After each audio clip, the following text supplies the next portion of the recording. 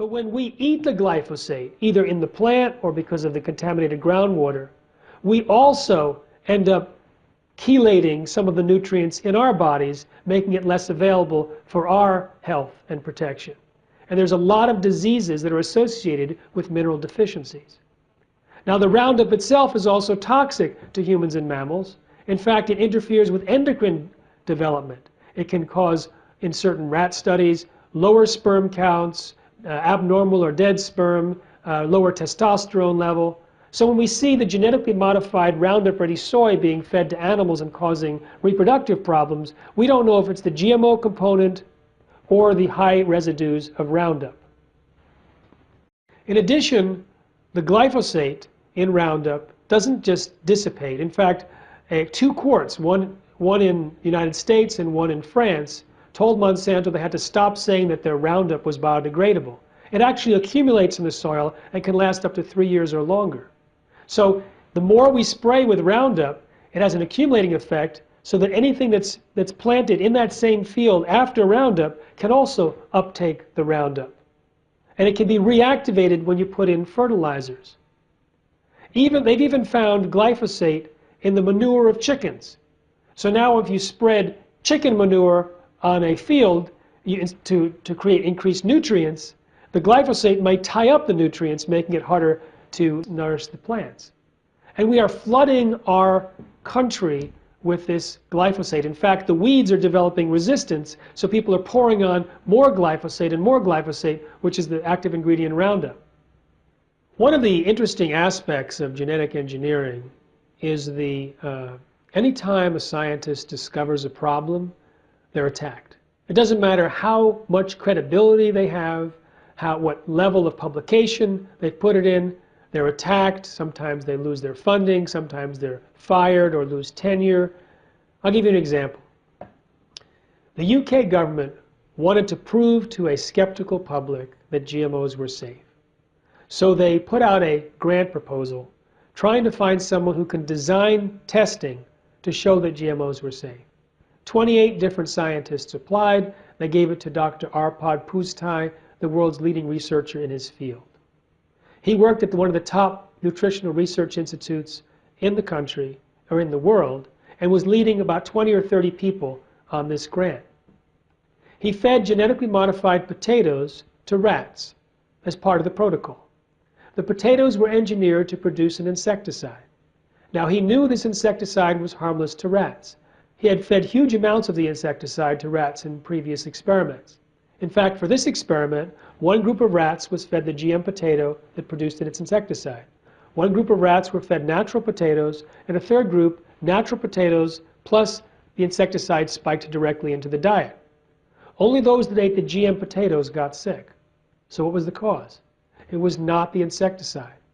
It was somehow the process of genetic engineering which caused the massive damage to the rats, including potentially precancerous cell growth in their digestive tract, smaller brains, livers, and testicles, partial atrophy of the liver, and damaged immune system after only 10 days. He went public with his concerns and was a hero for about 2 days at his prestigious institute. Then 2 phone calls were allegedly placed from the UK Prime Minister's office, forwarded through the receptionist to the director of the institute.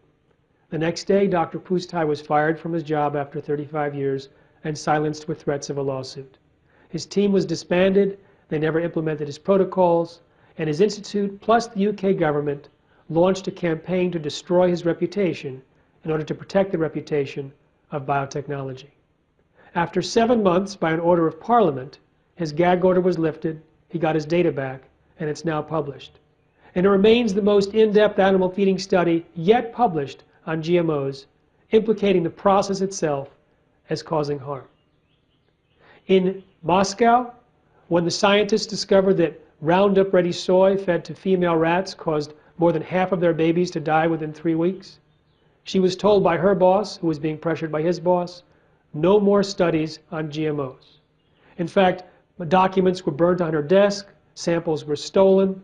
One of her colleagues tried to comfort her by saying, well, maybe the GM soy will solve the overpopulation problem. One of the criticisms that was leveled at the Russian scientists which has merit, is that she never conducted a biochemical analysis of the feed. So maybe there was some toxin mixed with the GM soy that caused this astounding death rate. But after she had done the research 3 times with similar results, coincidentally, the rat chow, which was being fed to all of the rats in her Russian facility, switched to be based on GM soy. So she couldn't do any more studies because she had no controls. But after 2 months, she had the brilliant idea to ask her colleagues, what's the infant mortality rate in your mice studies? Let me say that again. But after 2 months, she had the brilliant idea to ask her colleagues after 2 months, what was the infant mortality in the rats that you're working with?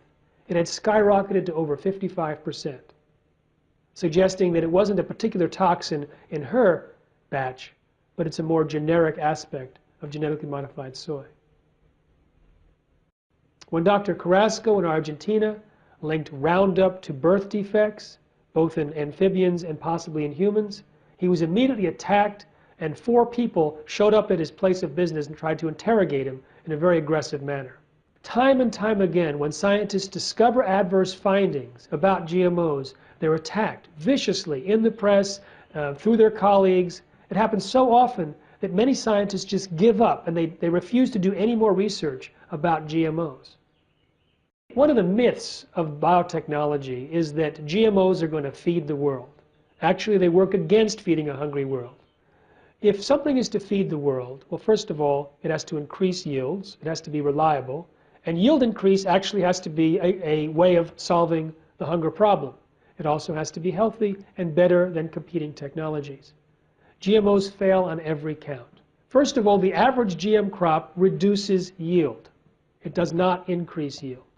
Second, increased yield actually isn't the solution to hunger today. We have more food per person than any time in human history, but 1 billion people go to bed hungry or malnourished.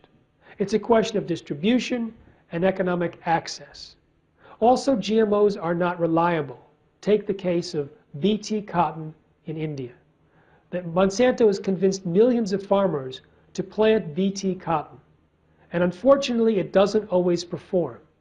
In fact, the UK Daily Mail estimates that more than 125,000 farmers who planted BT cotton and were unable to even repay the high-interest debts that they took out for the expensive seeds and associated chemicals committed suicide.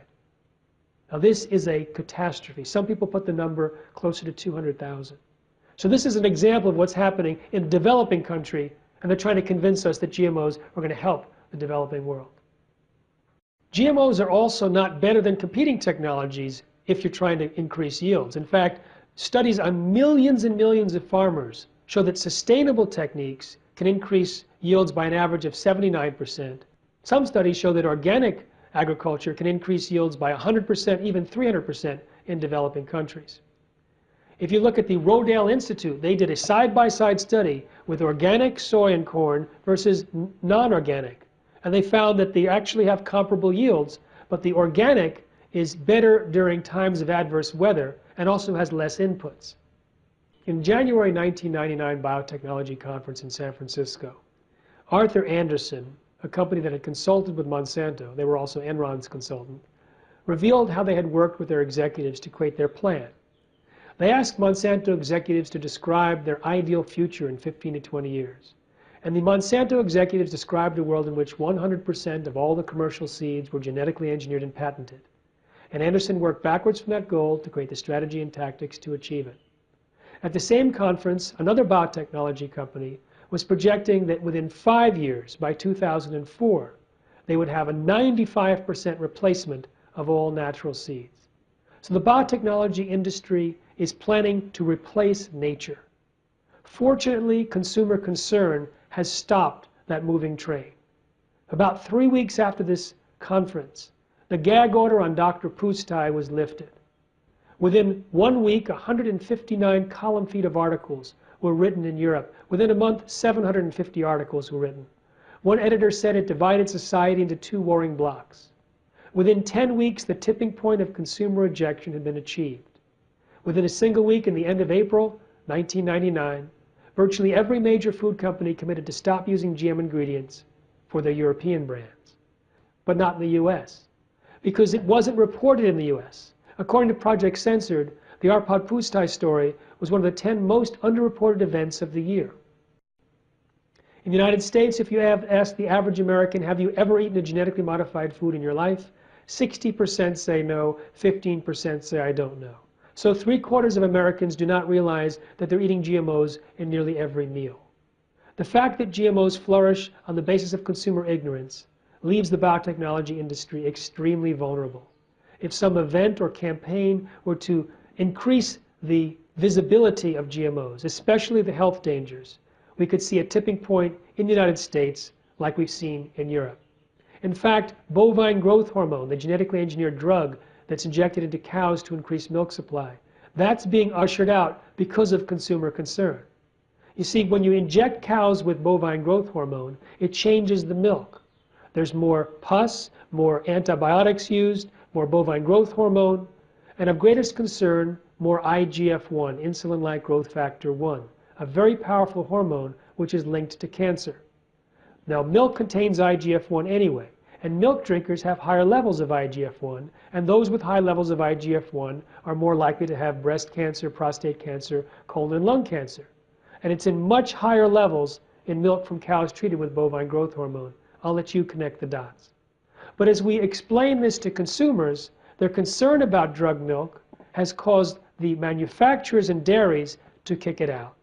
Walmart has kicked it out of its store brand, Starbucks out of its stores, Dannon and Yoplait, Kroger's, Publix. In fact, most of the major dairies in the United States have stopped using bovine growth hormone because of consumer concern.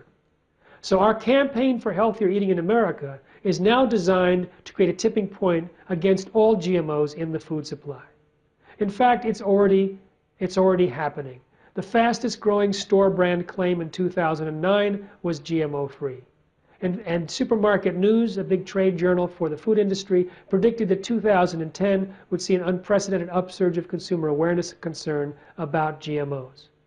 And as I travel around the country, as I do every year, I see more informed and enthusiastic activists and consumers getting the word out about GMOs. So we now are equipping them with strategies and tools and speaker training, and we have a campaign to hit the tipping point of consumer rejection in the United States between 10/10/10, that's October 10th, 2010, and 11/11/11, within a year, a month, and a day.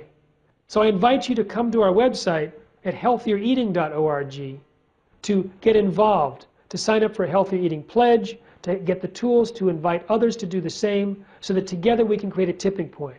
You see, we only need about 5% of US shoppers. We think that's more than enough to create the tipping point.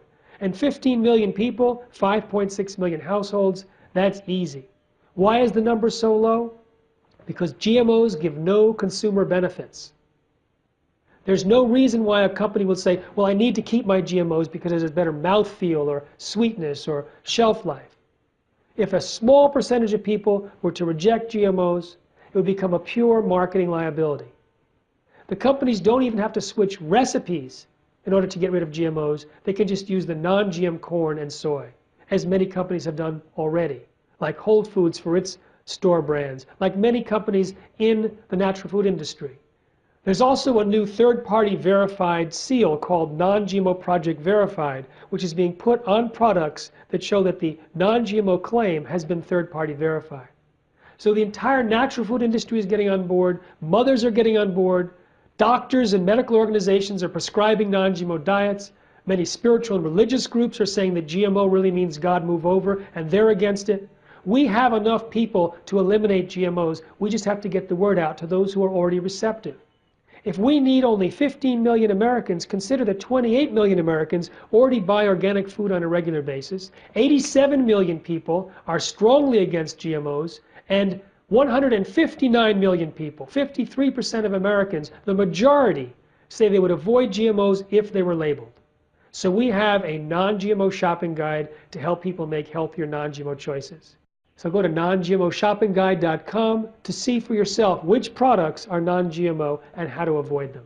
Right now, it is legal to call something non-GMO, but the Codex negotiation team in 2010, in May, went to a conference in Quebec armed with a new proposal that could ultimately make it very difficult for people to label something as non-GMO or even keep the requirements in Europe for GMO labeling.